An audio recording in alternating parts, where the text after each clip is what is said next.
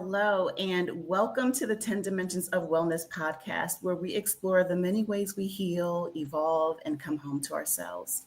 So, today's episode is special and touches on something sacred: emotional, mental, and spiritual wellness. And I couldn't be more honored to share space with a woman whose work is transforming how we access truth, wholeness, and deep healing.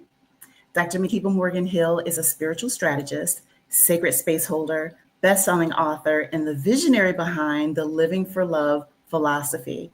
Through retreats, coaching, Reiki, and her Soul Bloom method, she helps soul-led women and mission-driven leaders move beyond burnout and into divine alignment. This episode is for the woman who's been holding it all together, the leader who's quietly unraveling, the spirit who's ready to remember. Let's drop in. Let's chat with Dr. Makeba. Thank you for that Hi, beautiful Dr. introduction. Makeba. You're welcome. I mean, it's easy when it's all true. You're doing so many beautiful things.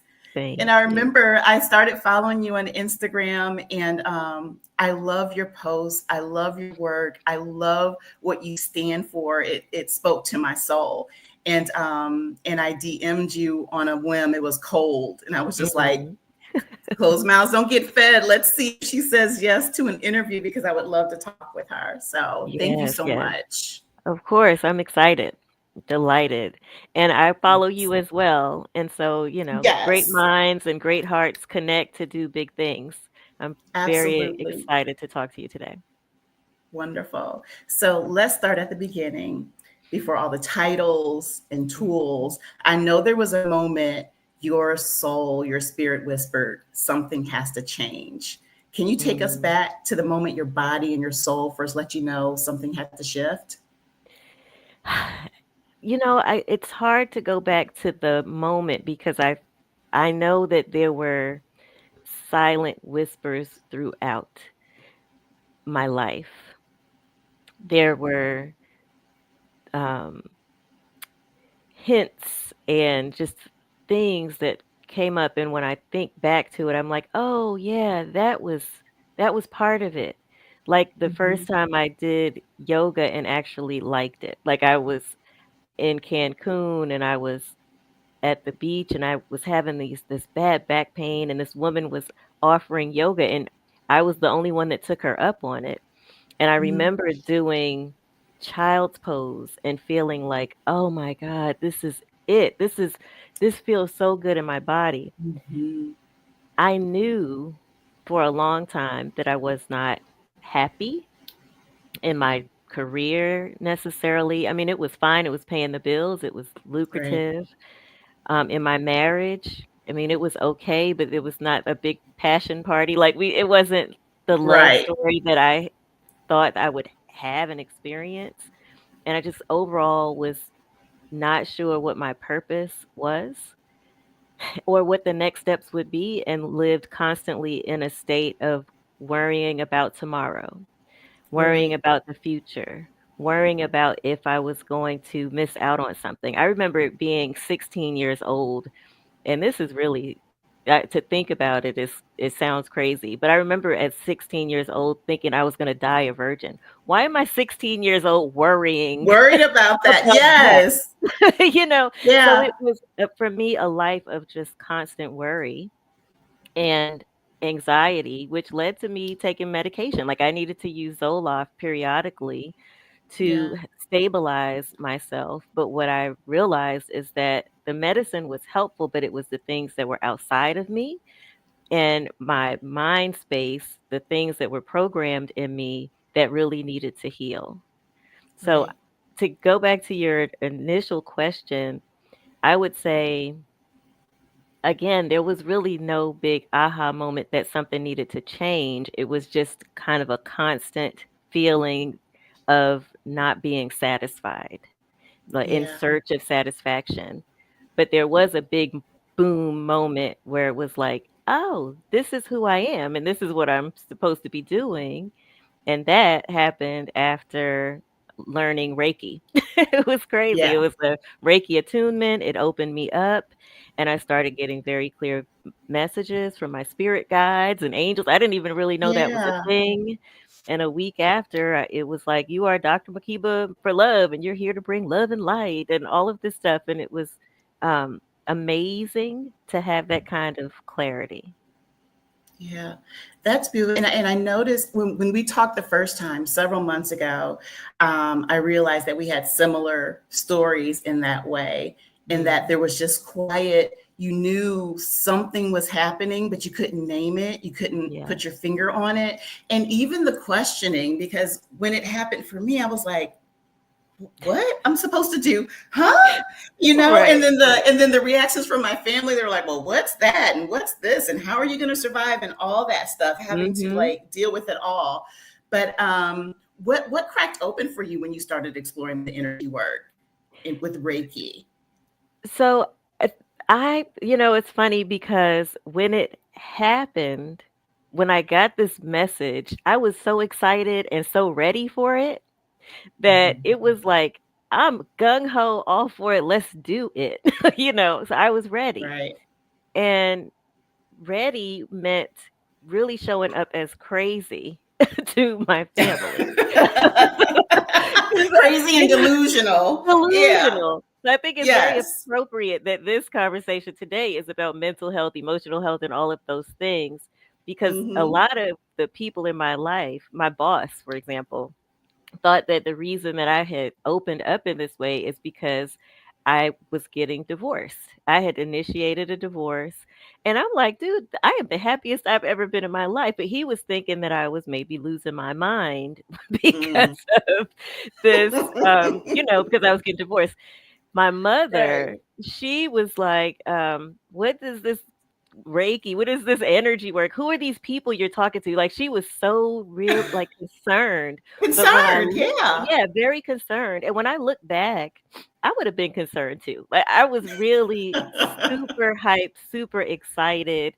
So I would say what cracked open for me was the possibility of doing something different that would bring me joy and that would bring joy to other people directly. It was like, Yes. this is awesome. We're going to do this. How we're going to do it, I don't know. I'm just trusting God and we're going to do Okay. We're going to figure it it. out along the We're going to way. figure it out. We're going to figure it out. Yes.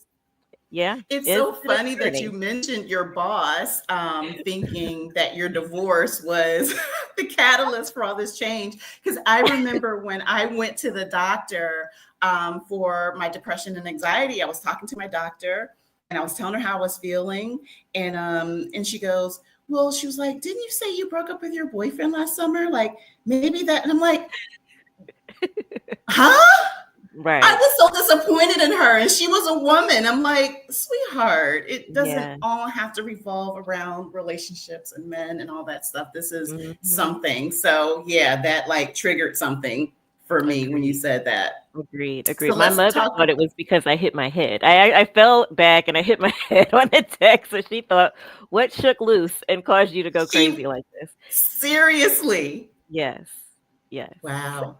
Well, and it's about, when people watch, because I notice people are now finally, because it's been a year for me now since I left my mhm, corporate job. And I know people were standing back, and I even had some family members that like did not support anything. Like they're not yeah, liking posts, they don't want to right. talk about it. But now that they see that it's something that I'm serious and passionate about and I feel called to do, slowly they're starting to Yeah, just toe in and ask yeah, questions and curious about some of my sessions. So it just, yeah. for some people, it takes a little bit longer. It does, and it all ties back to fear, the fear that they Yeah. embedded into us our whole Yes. lives, you know? Exactly.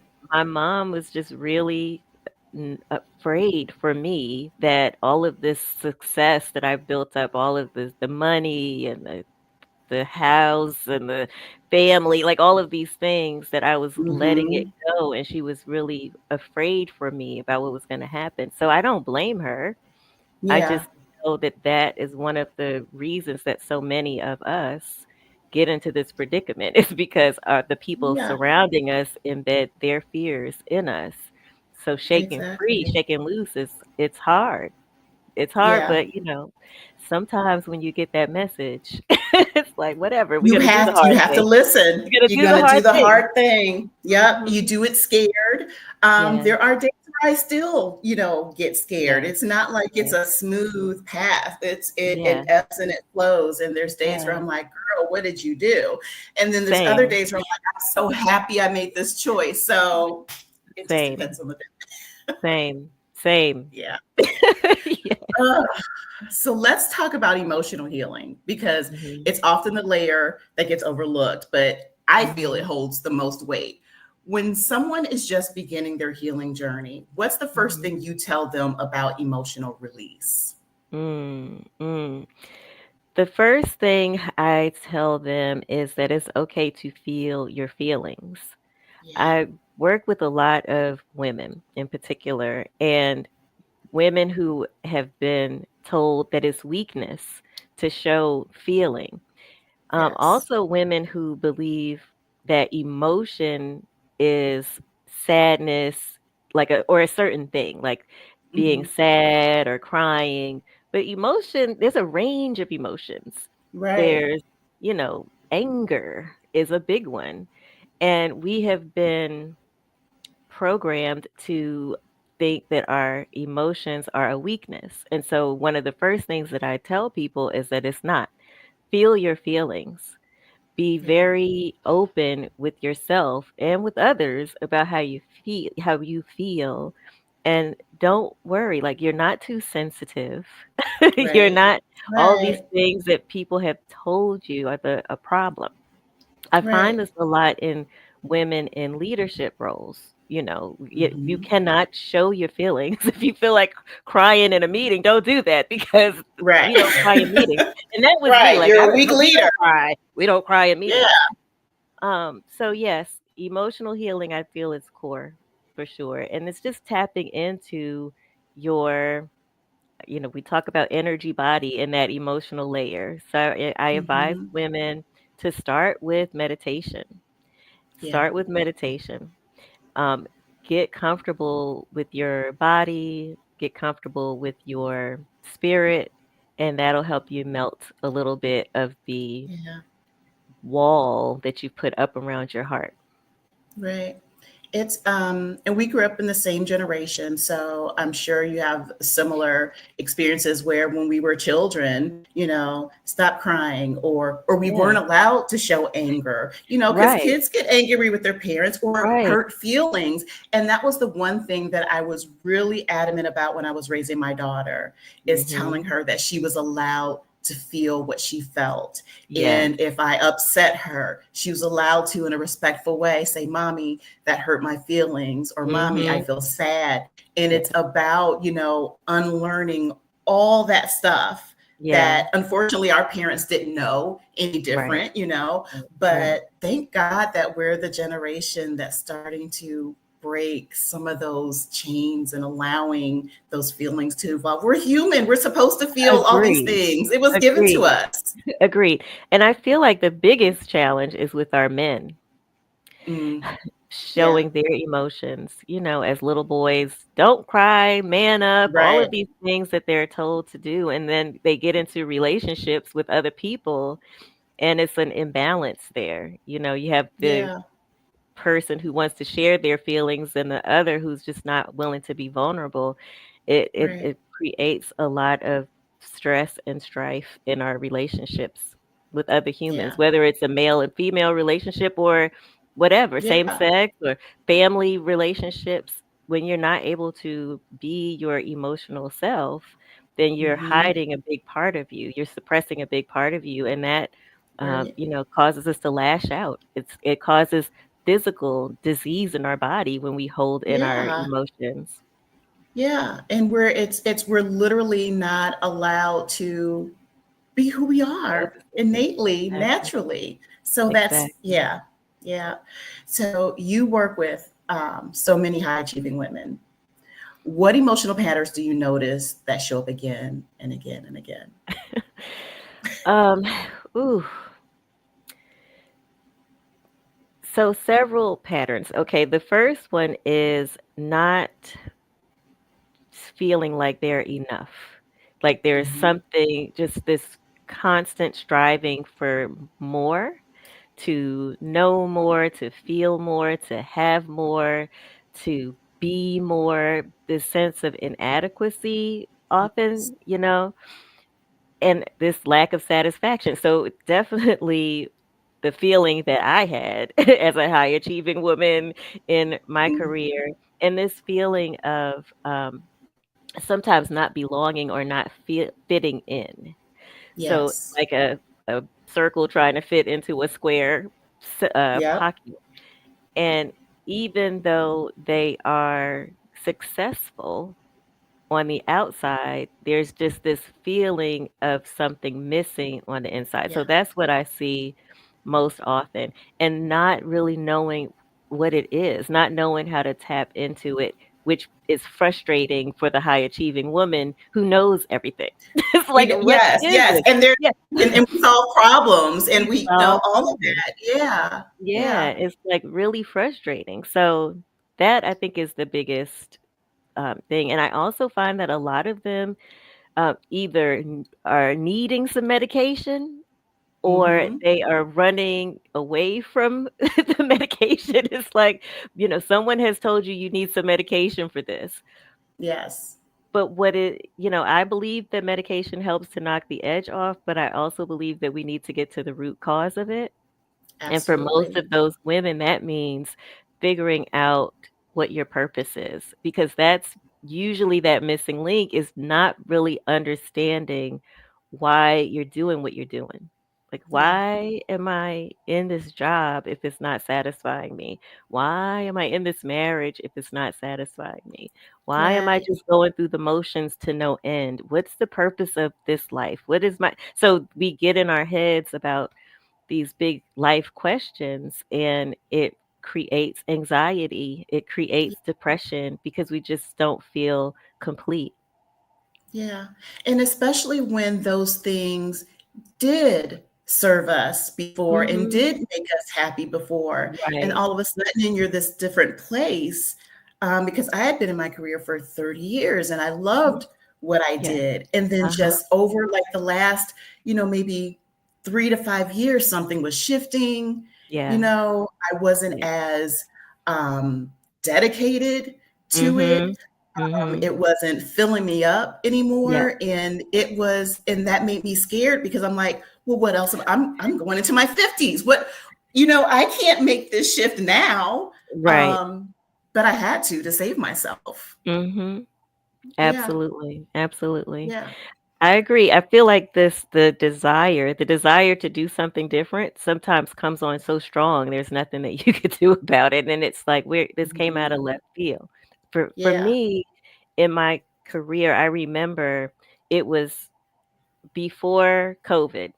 Everything is mhm, like pre-COVID and after COVID, right? But right, before COVID, I was like thinking about, what am I going to do next in my career? And I was a healthcare executive, and I was looking at other options in healthcare, but nothing felt good, nothing right, looked good, and I just couldn't see what was next. And I think in my career previously, I kind of had a sense of, okay, I'm gonna do this next, I'm gonna do that next, and this is where I'll fit in, and this is what I'll do. But it got to the point where I felt like I had hit a glass ceiling, and it wasn't the traditional glass ceiling. Like, I can't keep going up. It was in my own mind. I couldn't see being a chief of staff for, an right, executive for the next 20 years as something that was going to be fulfilling for me in my life, but I also didn't know what else there was. yeah, So when I got this big revelation, I was excited, as I said, like I was ready for it, but it was so different from yeah, anything that I had ever even considered yeah. at all. I Almost never a would have polar thought. opposite. Yeah, Oh, me I never would either. have thought that, that I was gonna be a spiritual leadership coach for people. Like, this is it Yeah, just it's so, but has been the most fulfilling role of my entire life. Um, yeah, the most fulfilling role. and the hardest too, because I'm doing it all by myself, Mm-hmm. but not because I'm very much spirit led. And Yes. I know that, I'm being lifted on angels' wings and all that. Like, I really know Yes. that this is what I'm supposed to be doing. To do. So it feels good, but it also it's an adjustment. Yeah. Very Mhm. much so. Very much so. Yeah, we have a lot of parallels in our story. And same, I'm doing this alone. But like you said, not. Mhm. I feel like I'm supported. I feel like I'm being held. And like we said before, it doesn't mean that everything's perfect and flows Right. exactly how you think it's going to, and you have your moments. But Right. Right. at this time, I wouldn't want to be doing anything else. I would Right. not want to do in just the people that you come into contact with doing this work, the Yeah. souls that you connect with, the Yeah. most beautiful people that I've met doing this work beyond anything I could have ever imagined. Like it led me to Mhm. meeting you and Yeah. seeing your work and finding, your work. And you're a bright light on my timeline Oh, every day. thank Every you. time I see you, I smile. So Oh, yeah, yeah, thank you. Thank you. yeah. Same. Same here. Same here. Thank you. So you hold sacred space for people's grief, their Mhm. guilt, and even generational pain. How Mhm. do you create emotional safety when someone's never had it before? Mm. Great question. Um, so again, I feel like it varies. My work is very individualized, very tailored to, the needs of the person. And so Right, not everybody needs the same things. right. But I believe and what I've been told is that I create safety just really from my energy.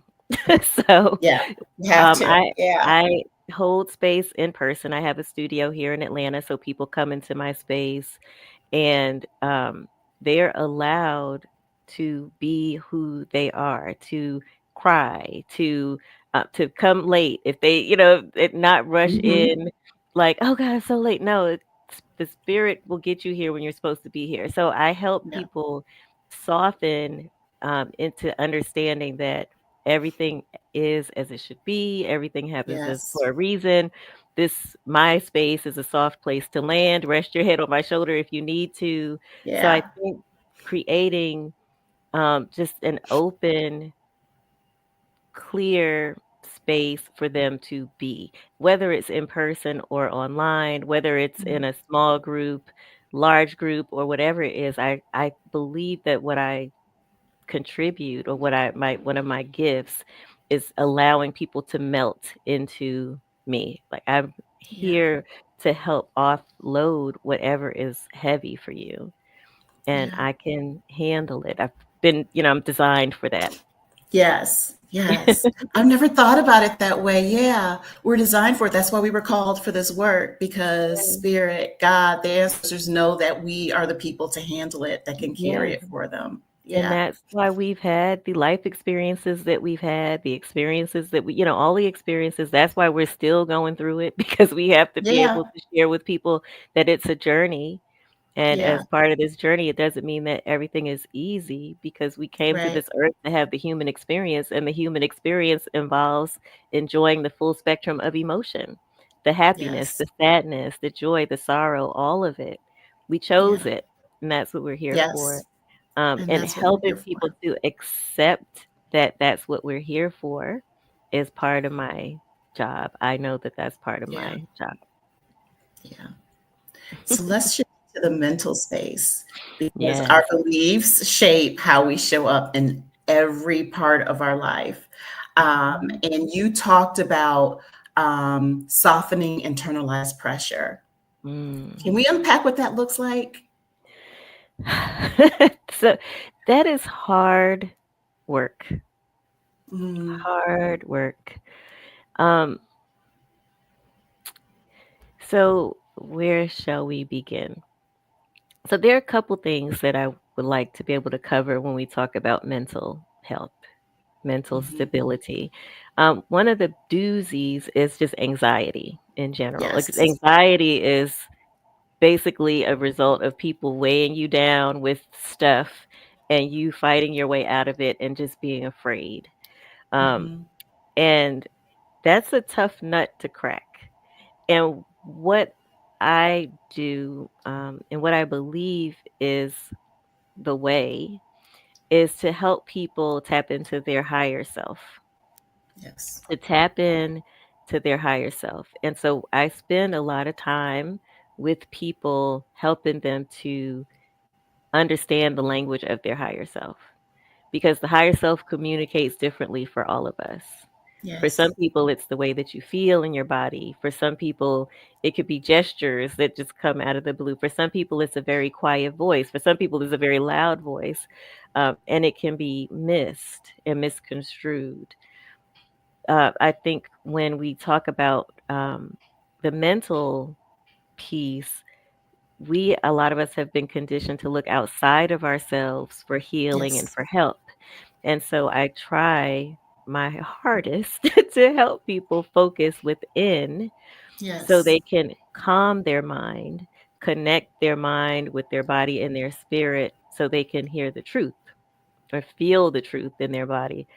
Um, but then there is a fine line in the mental health space and in the spiritual realm.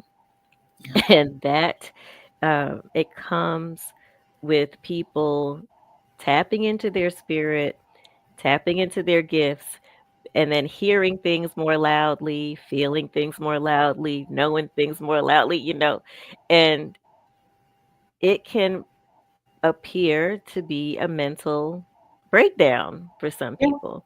And for Mhm. some people, it is a mental Yeah. imbalance. So helping people navigate that has been one of the things that has been surprising for me in this work that I've had to do so much of, is helping people understand when the voice in their head is telling them not to eat, not to sleep, not to meditate, not to go outside and get some sun, that that's not your higher self. Right. That's not your higher self.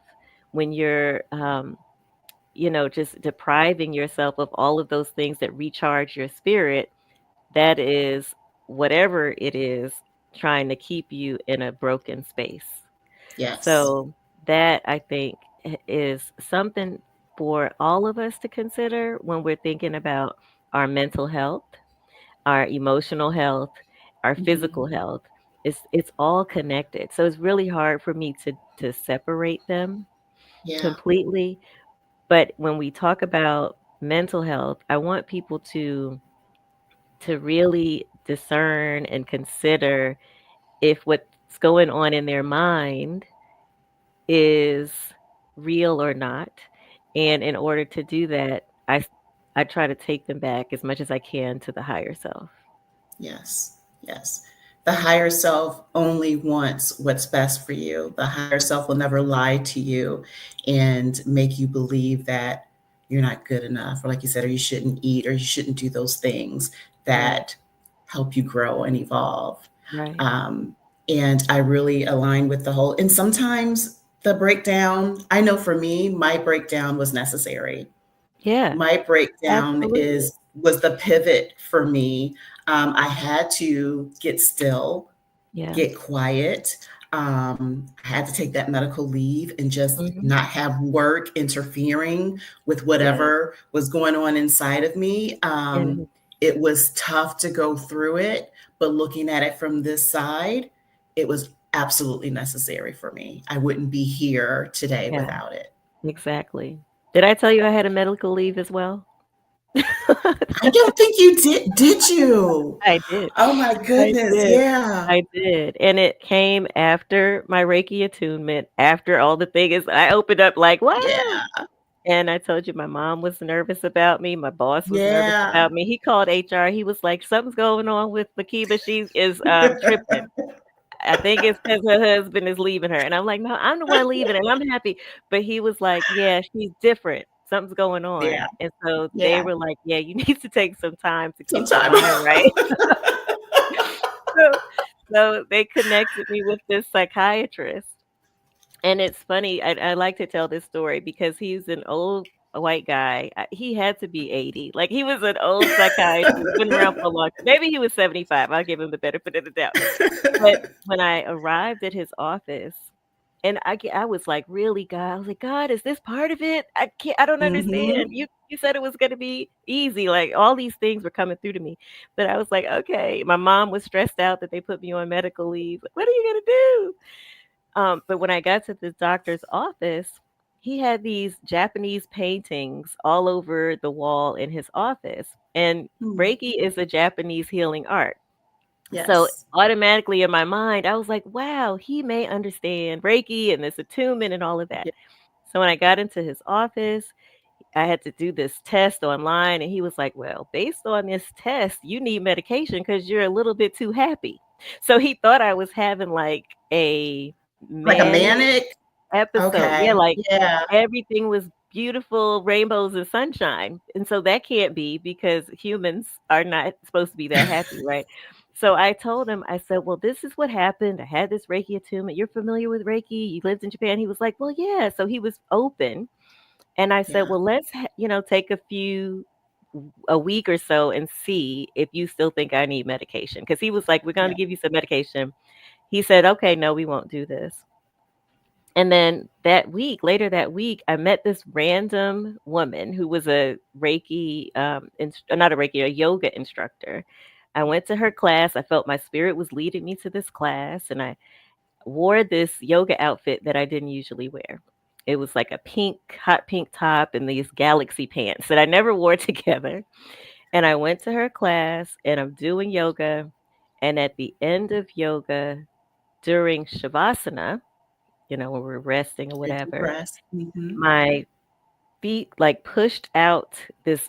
I brought crystals to the yoga class. Never did that. Brought some crystals to the yoga class. My feet pushed out this amethyst crystal, and then my body rose, and I was doing all this stuff during Shavasana when everybody else is laying down.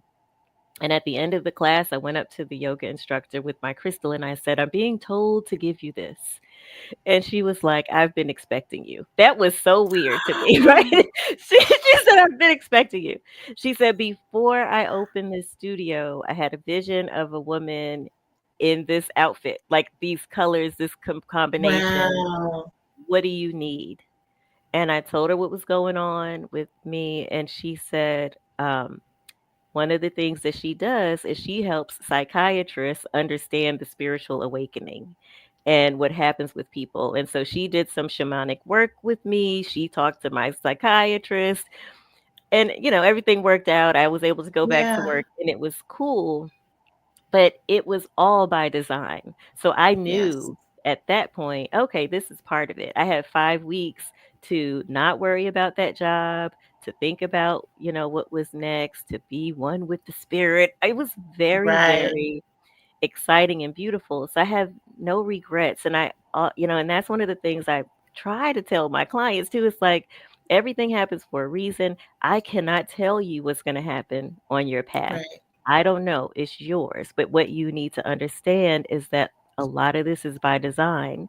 And the idea is for you to grow through it. You're not being Yes. tortured or punished. You're learning and Right. growing through this process. Yes, so that Yes. medical leave thing, it was helpful. It was jarring, but it Yeah. was needed It was and needed. right on time. Yeah. I went through the same thing with the medication, and I did because I was diagnosed with major depressive disorder. Mhm. And so, and I went on it begrudgingly because I'm a person like, if I can solve it without the meds, that's what I Yeah, would like to do. My yeah. grandmother was on medication her whole life. She ended up with, kidney failure. And I just know what medication Mhm. over time can do to your Right, body. right. So I took it begrudgingly. And I remember I started to feel better.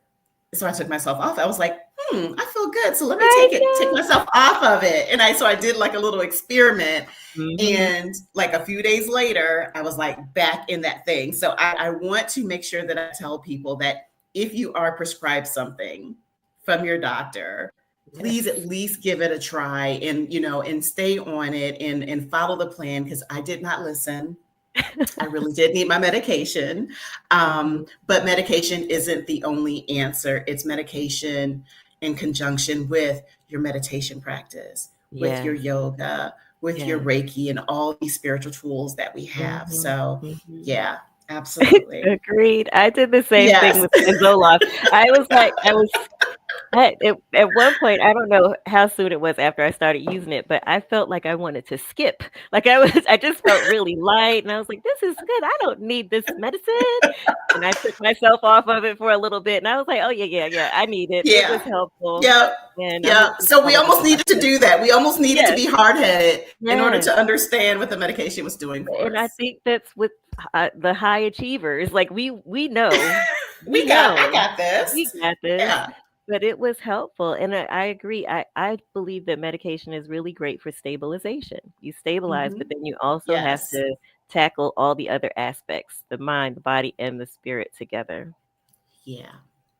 So, and you like transitioned us beautifully. So, we're going to drop into the spiritual part because sometimes healing is less about fixing and more about remembering. So, Absolutely, you absolutely. guide people back to their own divine knowing. How do you help someone access their spiritual truth without feeling like they need a guru? Because sometimes Mm, people be like, you know what I mean? Because it's yes, their work, and yes, at some point, like you're there to guide them, but you're not yes. there to do the work for them. Right, right, right. Yes. So what I do, or the way I approach it, is from the beginning, just letting people know that I'm here to empower. And, Hmm. you know, I don't expect to be with you for the rest of your life necessarily. I don't need you. I don't want you to have to come to me, every single year with the same Right. stuff. My job is to help give you the tools, or to open you up to remember the tools that you Yeah. have, so that you can heal yourself, so that you can have more power on this journey. With a lot of the people that come to me, I recommend Reiki. I recommend Yeah. learning Reiki, as at Yes. least Reiki level 1, because of the spiritual opening, and that's because that Hmm. was my experience, and so I Yes. believe in it very much, that you understand, well, the way that I teach about the spiritual gifts, how that comes into Yes. play. I teach about managing your own energy, understanding what energy is, how it works. So I feel like that's pretty foundational, because it gives the people the power to do it themselves. Like, you could come Yeah. to me for Reiki week after week if you want to, but you need to know that you have the power in your own hands to heal yourself. Yes. So that's definitely one of the things that I encourage, especially with my coaching clients, that we start with, or at least incorporate. And then the other thing is reading. Reading or Hmm. listening to books. I want people, I'm usually guided to share certain books with people at certain times along their path. And Hmm. as they read them, they pick up things. It's like breadcrumbs that the universe has left for them. So sometimes Yes. they don't have to read the whole thing. It's like, oh my gosh. And so it triggers a thing. We talk about it, and they embody it. So, Yeah. it's, for me, it's a lot about asking them, like when they come to me asking me questions, I give them what I can, but I also tell them, ask your higher self. And they Hmm. get so annoyed with me after a while. They're like, "I know you just said to ask your higher self." But I'm like, "Okay, well, ask your higher self first, and Yes. then we'll talk. We can talk about it together after, but I want you to go Yeah. to your higher self first." I tell my daughter this all the time as well. Did you check in Hmm. with your higher self? Don't call me first with, these Right. things happen, because you have this tool, you have this resource within you. And Yeah. she is 21 years old. And of course, she still needs her mommy, and I appreciate that. But she's learning Hmm. to tap into her higher self a lot more now. Yeah. Yeah, Yeah. so that's definitely my approach. I Yeah. also help them, because some people, it's harder for them to do it on their own. So we do it energetically. I do spiritual hypnosis, and in the particular hypnosis that I do, the big chunk of it is connecting with your higher self, coming up with some questions for your higher self. And then as I'm asking your questions to you, your higher self is speaking through you. And I record it and share it with them, and have them listen to it over and over, because they get the answers to a lot of the questions that they've had for a very long time. But for Yeah. sure, that's one of the ways that I help people to remember, Yeah. it's kind of being a little bit hands off.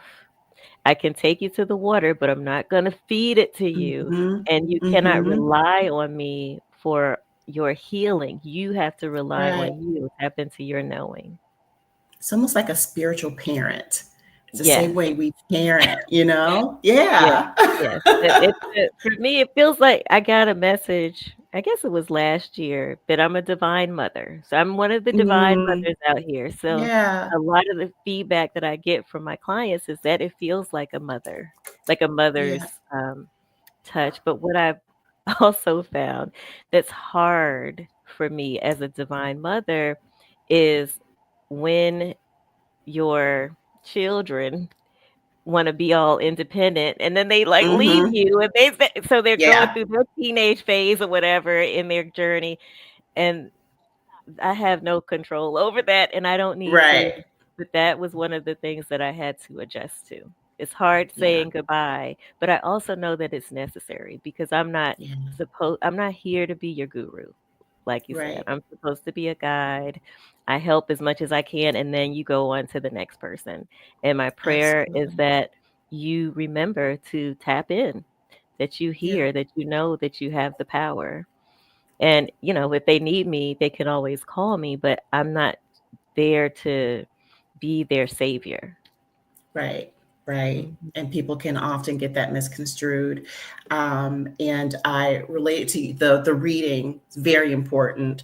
mhm, You find things, you find nuggets that you never thought about. And it just dawned on me that my entry into this world happened way long time ago, and it was when I read Eckhart Tolle's A New Earth, and that mm, book spoke to me in a way that it just blew my mind. Some of the things that I was like, what is this? This feels so familiar. This is it. So yeah, it just dawned on me. It's like I started this work almost 20 years ago and didn't even realize exactly. it. That's what I mean, Yeah. there are these little breadcrumbs that we've been receiving for a long time Yeah. and didn't notice it. So the big bang is cool, but it also helps us to remember, "Oh, wow, there was a whole trail. This has been a real Yeah. journey, and now, hey, I'm deep in it." One of Yeah. the books that I read was The Art of Happiness by the Dalai Mm. Lama. That was a really good one. And I remember when I started getting these messages and seeing things, there was a stack of books on my bookshelf. And it was just a little stack, and it was cute, like a decorative stack. And I don't think I stacked it on purpose. But the bottom of the stack was, I think, The Promised Land, Barack Obama, right? Mhm. The next one was Becoming, Michelle Obama. Yeah. Mhm. The next one was The Art of Happiness by the Dalai Lama.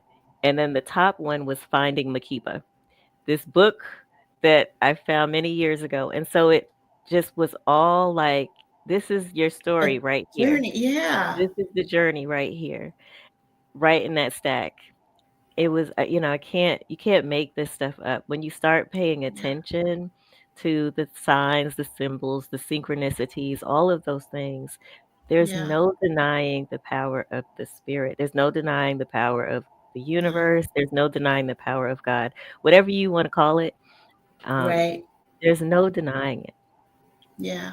And It's I not just just remember coincidence. trying so many different things, Dr. Makeba, like, trying Yeah, different churches and, yeah, fasting and praying. And I have been in search of something for so long. yes, Um, Yeah, I need to go back because I remember journaling back there. I need to go back and look at some of those journals and yes, see what I was thinking like 20 yes, years ago, whatever. Yeah, yes, it's a beautiful journey. It's like, you go through a lot. There's some things, like I said, there's highs and there were some low lows, yeah. um, but All all necessary to necessary, get all here. part of the journey, part of the journey. I don't Yeah, I all part of the journey. In Search of Satisfaction is one of the books that's popping into my head. I don't remember who wrote that, but In Search of Satisfaction was one of the books that I think was influential for yeah. me. Yeah. Mhm. And Mhm. the latest one I read was The Courage to Be Disliked. I can't remember Yeah.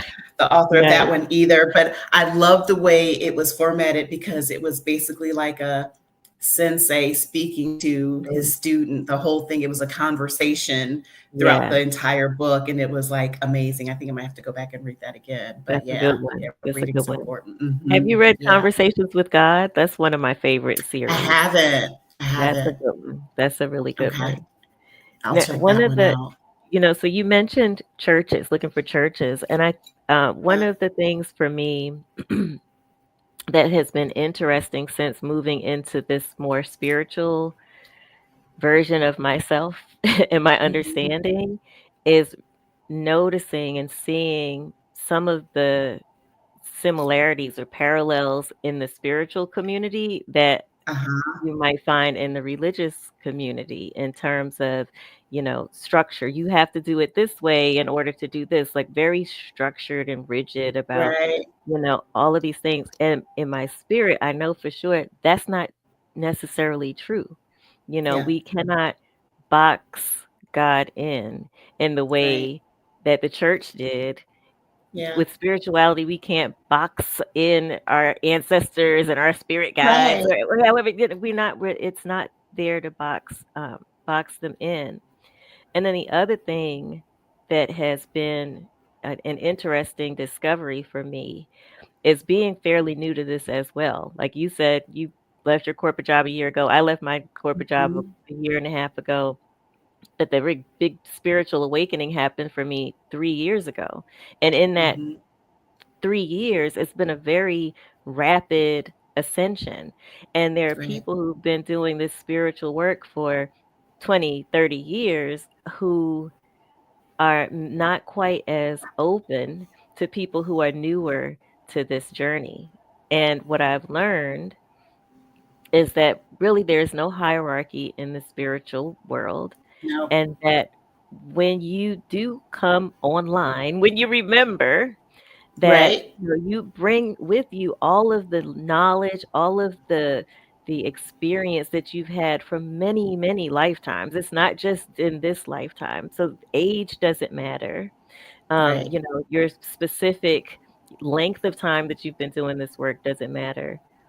Right. And so I believe that we should respect each other regardless. And that's one of the things that I'm just really right now in my spirit working on, making sure that people, especially people who I teach or who come under me, they understand that they are just as worthy, that they Yes. have a direct connection, that they have a deep knowing, and that it should be respected, that they should not look outside of them for the answers so much. Right.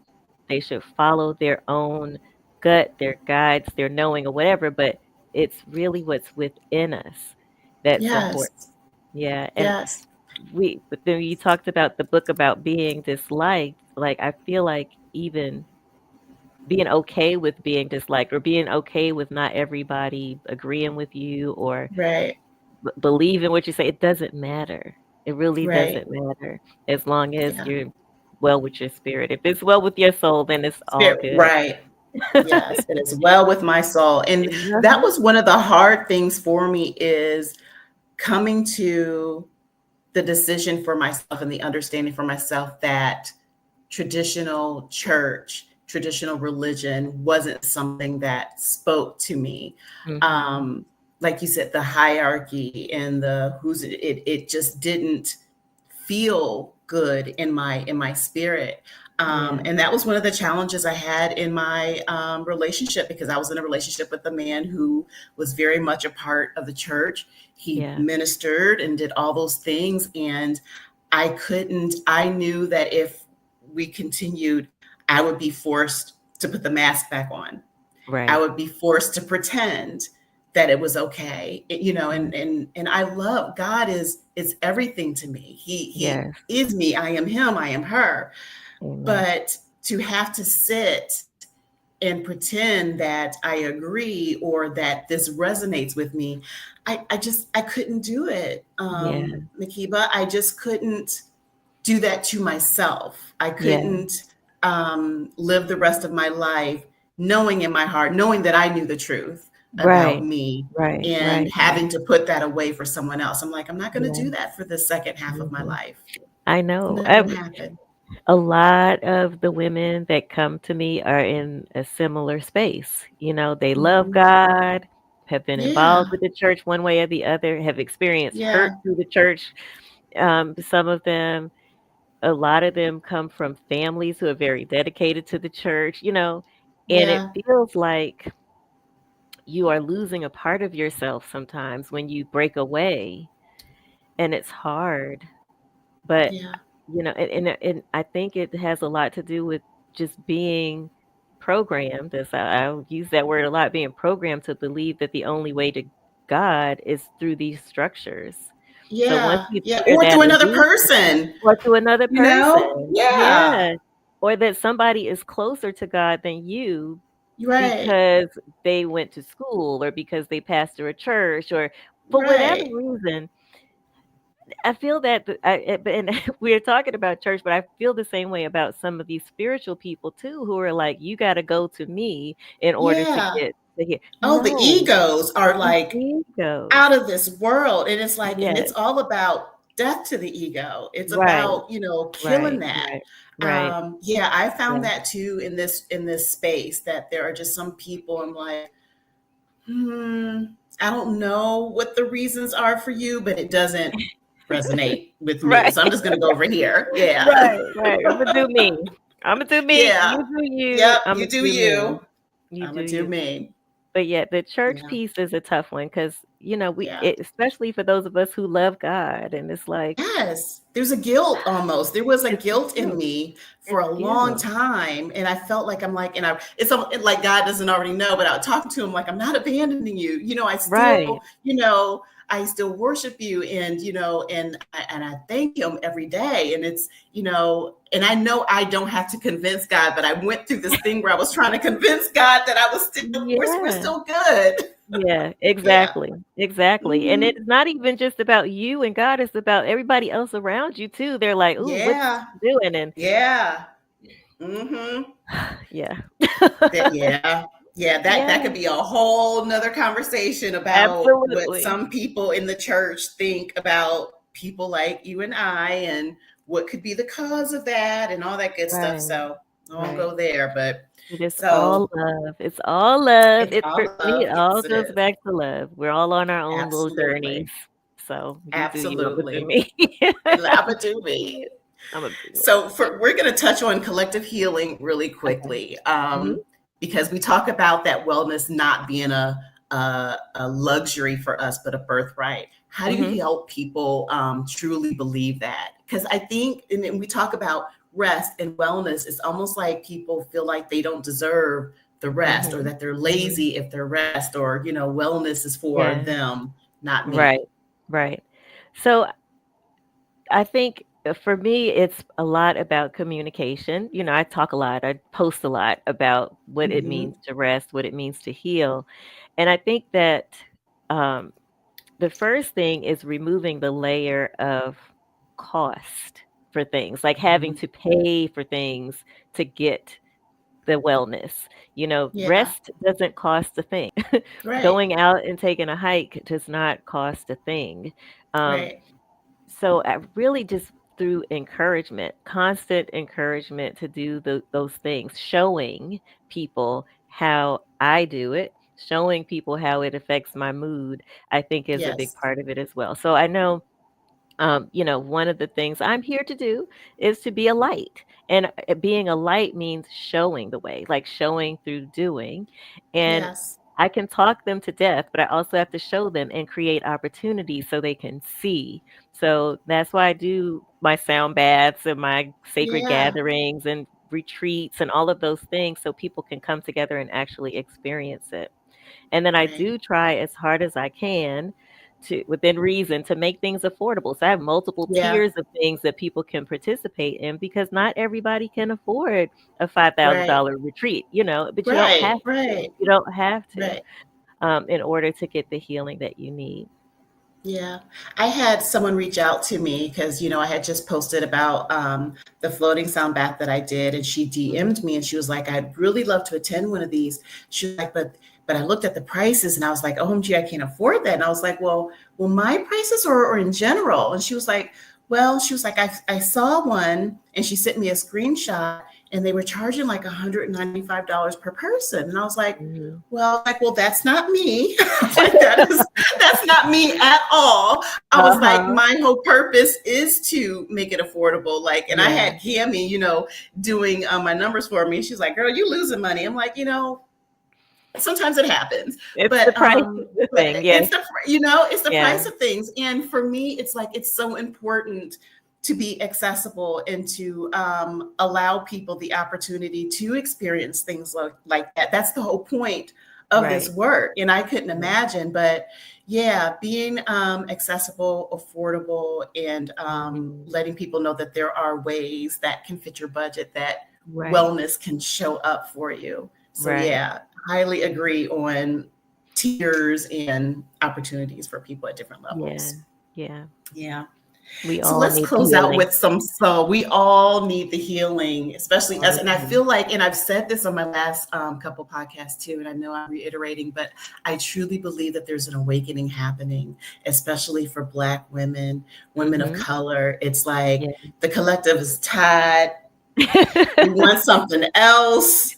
There's something else, and it is our job, it is our calling to show them that there is something else, that there is Mhm. another way, that there's a way to heal, and it can be soft.